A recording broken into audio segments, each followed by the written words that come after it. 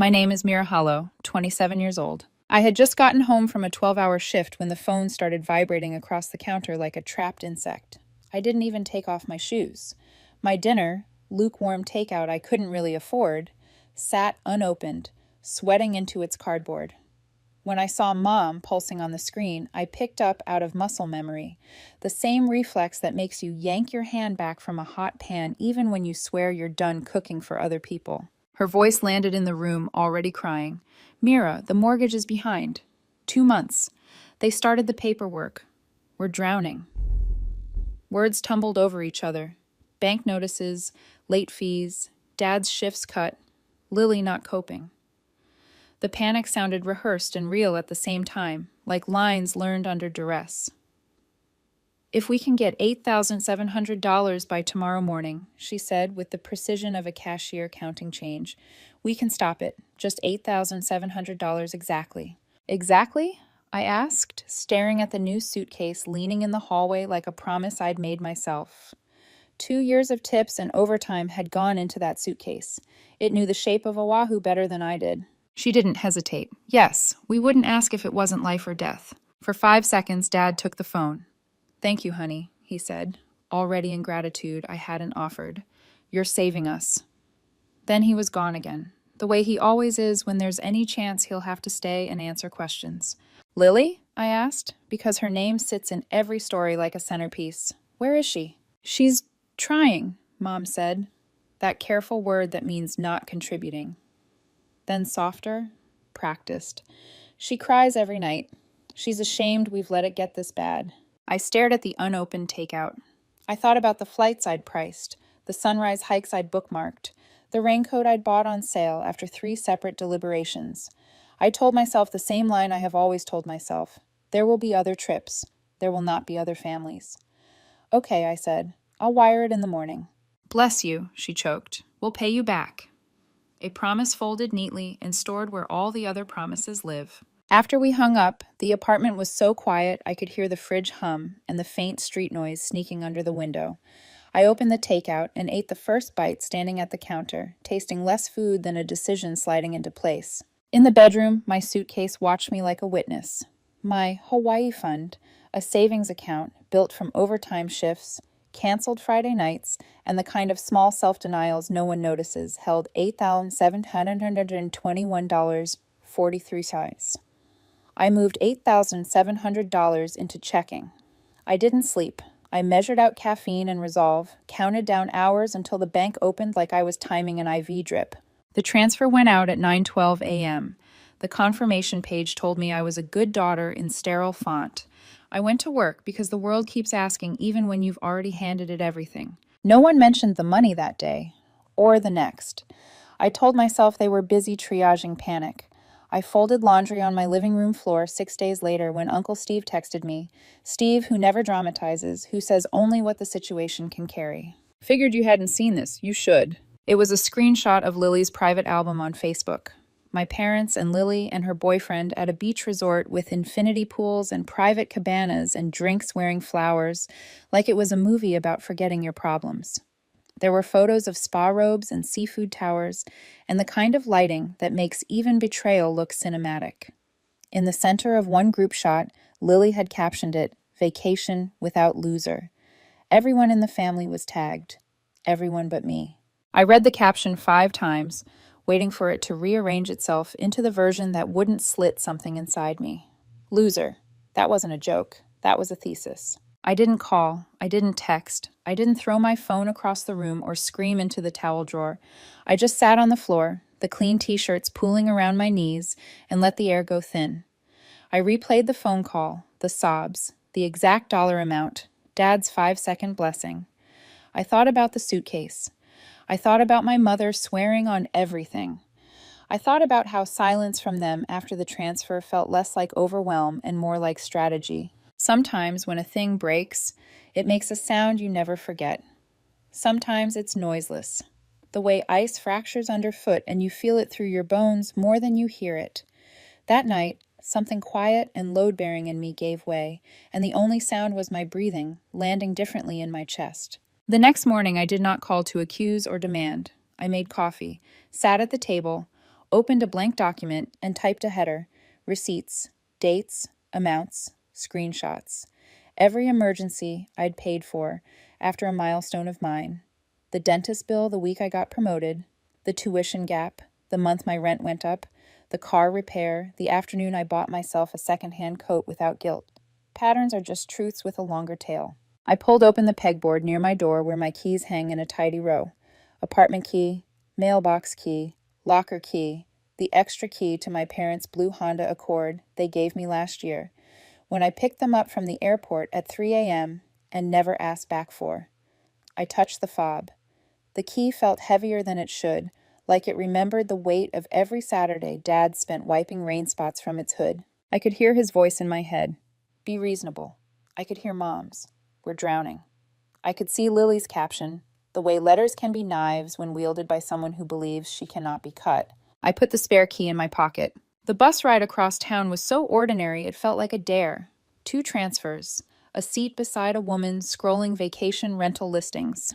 I walked the last 5 blocks like I was headed to the grocery store, not a reckoning. Their street was drowsy with mid-afternoon heat. The Honda crouched in the driveway, clean and self-satisfied. I slid into the driver's seat as if I had every right to, because in a way I did. If they wanted my savings to be a family asset, then the family assets had a different meaning than I'd been taught. The car smelled like Dad's cologne and dealership plastic. His radio presets were still lined up, news station first, classic rock second, the oldies I used to hate third. I turned the key. The engine purred. In the rear view, the house's curtains hung steady. I waited long enough to know I didn't owe the air an apology, then pulled out. Uncle Steve met me 2 hours later under the DMV's fluorescent lights that make everyone look like they're about to confess. He wore the expression he saves for funerals and taxes. You sure? He said, not as a dare, but as an invitation to choose myself and mean it. They lied, I said. The truth didn't feel explosive anymore. It felt like gravity. They'll call it petty. They'll call it theft. But if a thing can be taken back, maybe they shouldn't have taken it first. He huffed something that might have been a laugh. Truth feels like betrayal to people who live on a lie. We filed what we could. We documented. He reminded me to keep my feet cold and my paper trail hot. When I thanked him, he waved it away. You didn't start the fire, he said. You're just refusing to stand in it. At home, the Honda sat at the curb like a blue apology. Evening gathered itself around the building. I opened my laptop. The DMV tab blinked beside a new one labeled Title, beside another labeled Insurance, beside the document titled Receipts, where the first line was $8,700 and the second line was a screenshot of Lily's caption. I put my phone face down, because if I looked, I would see a family group chat doing cartwheels to make me the arsonist. In the kitchen, my dinner from last night, what was left of it, sat open. I ate it cold. It tasted more like food than the night before because it belonged to me again. I closed my eyes and pictured Oahu the way I had taught myself to do when work was thick and hope was thin. The rim of a volcano at sunrise. The ocean in the stubborn color it refuses to be called anything but blue. A weathered sign pointing toward a trail with a name I loved saying out loud. I let the image sit and didn't apologize to it for moving the date out from under it. When I opened my eyes, my cursor hovered over a new tab I'd opened without quite knowing, DMV, Title Transfer Requirements. I scrolled like a person reading directions for building a bridge she had already stepped onto. My hand found the spare key in my pocket and closed around it. You wanted a lifeline, I said to the room that had learned my voice in every register. You taught me ropes. The words didn't feel like vengeance. They felt like physics. I bookmarked the page. I unchecked a box that said keep me logged in, because some habits die slow. I set the key beside the laptop and lined it up with the edge, squared and neat. The phone vibrated then, and for a moment I let it. The sound filled the apartment like a rehearsal I was no longer available to attend. Then I flipped it silent, and the quiet that followed didn't accuse me. It welcomed me. I opened a new note and typed a title in caps. Boundary conditions. Beneath it, a single line. Act in daylight. Document everything. Speak last, or not at all. Then I opened the DMV tab again. The Honda sat at the curb outside my apartment like it had lived there all its life. Its paint still gleamed, the tires wiped clean from Dad's obsessive Saturday rituals. I stared at it through the blinds, heart steady, hands still. It was the first time I could remember holding something of theirs that they valued, something they couldn't dismiss as just money or just a favor. Uncle Steve met me at the DMV the next morning. Fluorescent lights buzzed overhead, flattening everyone's features into weary honesty. He stood beside me in line with his arms folded, the posture of a man who has seen this all before. "You know," he said, "if they report this stolen, they'll have to explain where they were when it happened. You sure they want that on record?"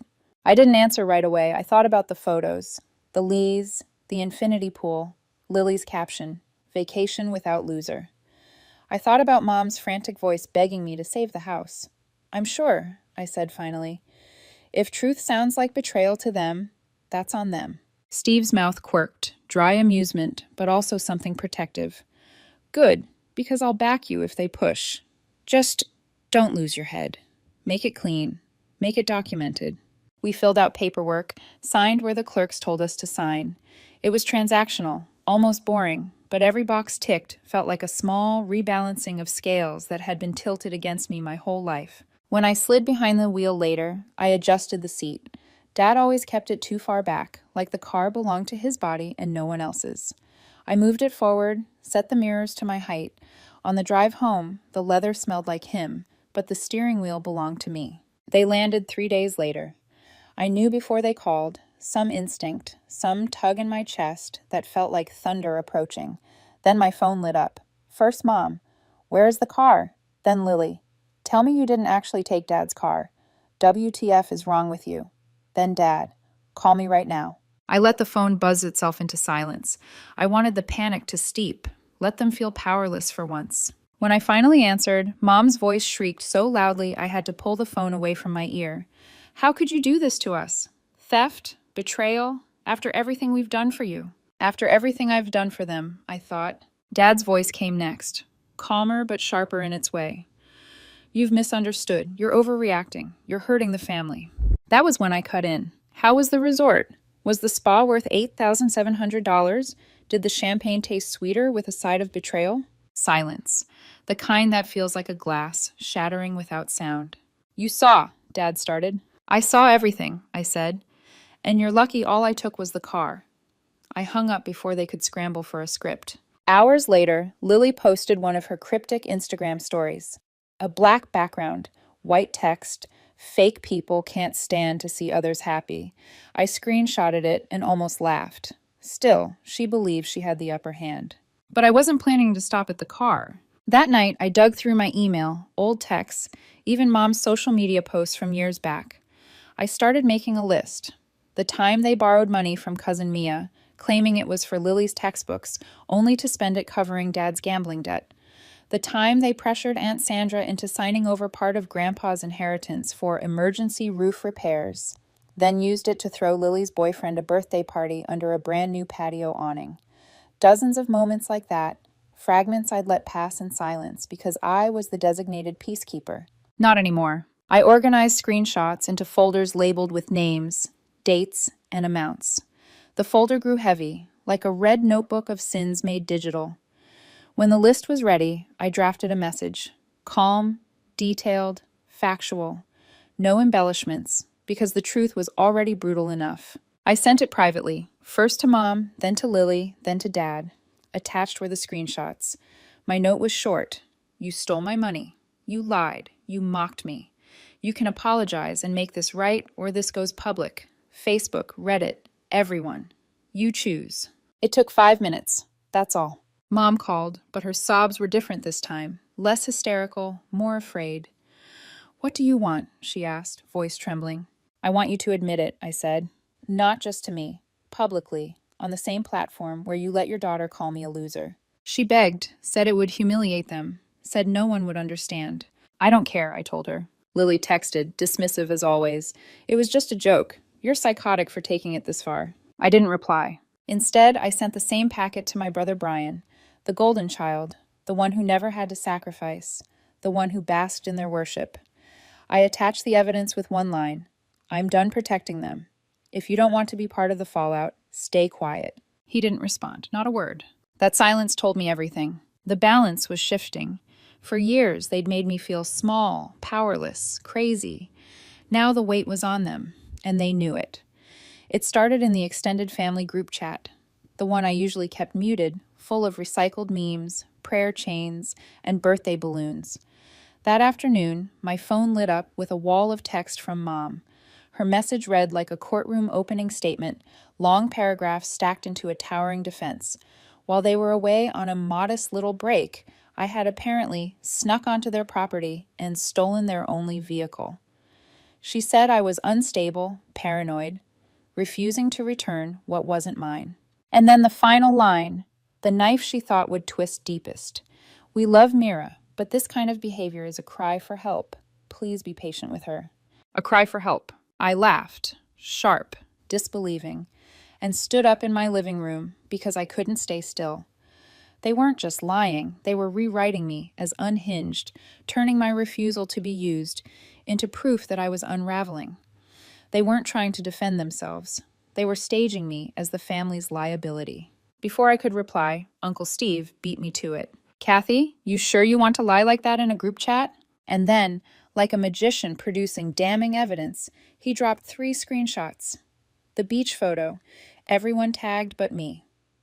The caption, vacation without loser. And the bank transfer, $8,700. My name as sender, their account as recipient. Silence fell over the chat. The little typing bubbles vanished. For 5 long minutes, no one moved. Then Aunt Mia chimed in. Wait, is that where my $3,000 went last year? You told me it was for Lily's tuition. Next, Aunt Sandra. They did the same with Grandpa's inheritance. Said it was for emergency roof repairs. I saw pictures of a brand new grill and a patio party the next week. The thread began to unravel in real time. Cousin Jenna, who never said anything, wrote, They told me they couldn't loan me $200 because they were broke. Said they'd just paid off their mortgage. That was in May. One by one, the family began piecing together old lies, debts, and manipulations. Lily left the group chat without a word. Her little profile icon just blinked out, gone. Mom tried to regain control. We didn't mean to upset anyone. There are a lot of misunderstandings. We'll resolve this with Mira privately. But the dam had burst. My inbox started filling with private messages. Cousins I hadn't spoken to in years.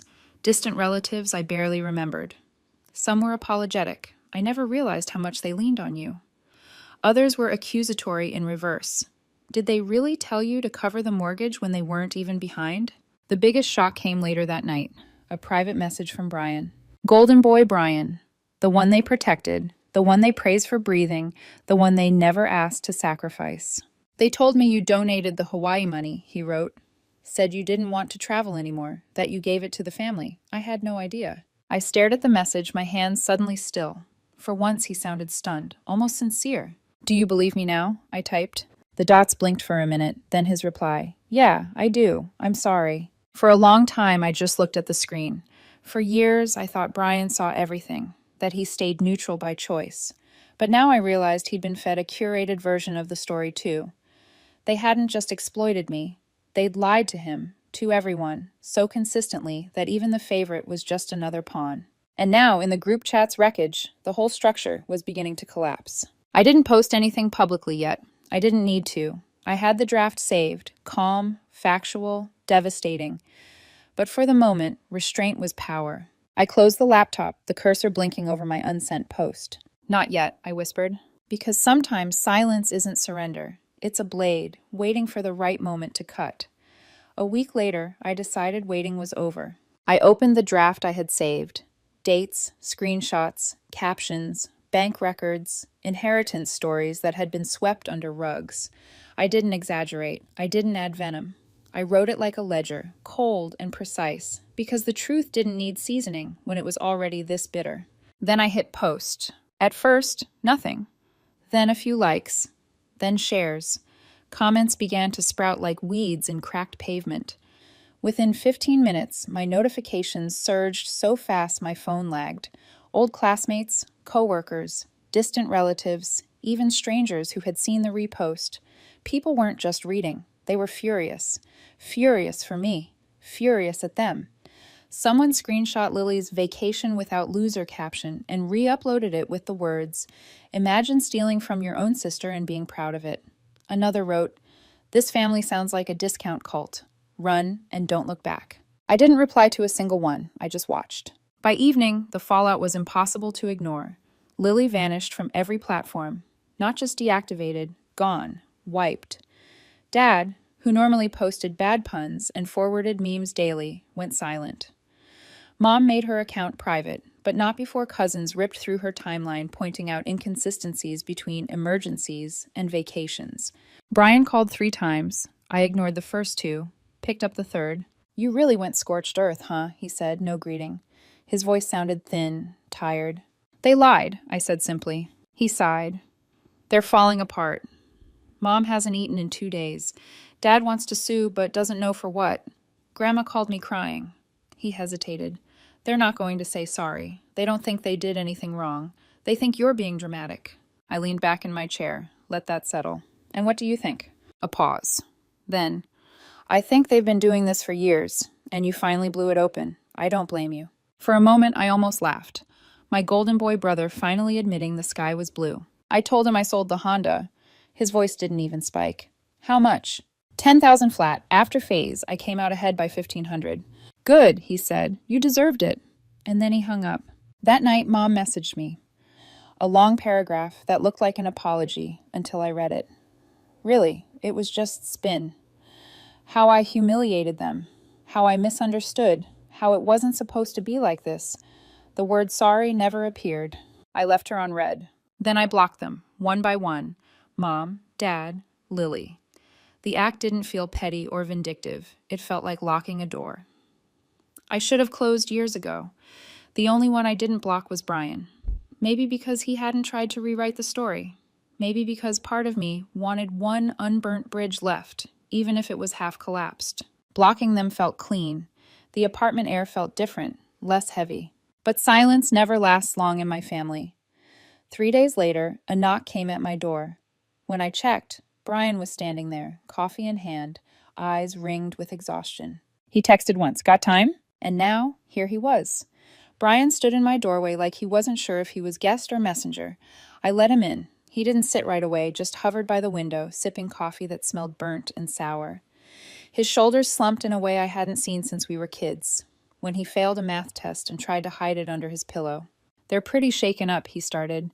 "Lily hasn't left her room. Dad almost got written up at work. Someone taped that vacation without loser photo to his locker. Mom hasn't gone to church in a week. It's bad." I stayed quiet, waiting. He finally turned. "They want you to give the car money back. Not about the car, about closure, about trust. They say you went too far." I almost laughed. Closure? Trust? They lied to me, stole from me, mocked me publicly, and then painted me unstable. That car was restitution. That post was restraint. Brian's jaw worked like he was chewing gravel. "They don't see it that way." "Of course they don't," I said. "They're not sorry, they're scared. There's a difference." For the first time, he didn't argue. He just sat down, rubbed his hands over his face. He looked torn between blood and bone, between the family who raised him and the sister standing in front of him now. I leaned forward. "Brian, I need you to understand something. I've kept a record, not just memory, a notebook. Years of notes, screenshots, dates, every emergency, every guilt trip, every lie. It's scanned, backed up in the cloud. If they ever come after me, legally, financially, publicly, I'll release it everywhere. Facebook, Reddit, group emails, church bulletins if I have to. I'll light the whole thing up." He didn't flinch, just nodded slowly. "I believe you." I studied his face, waiting for the recoil, the accusation. It never came. Instead, he stood, walked to the door, and before leaving, said something that cut deeper than anything else. "They're scared of you now, just so you know." The door shut behind him with a soft click. That weekend, I sold the Honda clean. 10,000 flat, title transferred, no haggling. I walked away with 1,500 more than I'd given them. The money went straight into a new fund, labeled not Hawaii this time, but freedom. I upgraded everything. Better flights, a longer stay, a volcano tour, even a nicer Airbnb with a balcony over the ocean. I booked it the same day the transfer cleared. October departure, alone. For weeks, silence reigned. Lily gone from social media, Dad's account scrubbed clean, Mom's profile locked down so tightly it may as well have been deleted. The absence was loud, but not painful. Then a letter arrived in my mailbox. Real paper, handwritten cursive. Grandma. She'd always stayed out of drama, claiming neutrality. Inside the envelope was a single page. I want you to know I read everything. I'm sorry you had to go through it. I never realized how much you've been carrying. You deserve that vacation, and you deserve peace, even if it means peace without us. No guilt, no manipulation, just recognition. I folded the letter and slid it into my travel journal. For once, the weight I carried wasn't invisible. Someone had seen it. That night, I checked the countdown app on my phone. 32 days until departure. For the first time in years, the silence around me wasn't something I had to survive. It was something I'd earned. They thought they'd broken me with a caption, but I wasn't the loser. I was the exit plan they never expected to lose. And this time, I was walking away for good.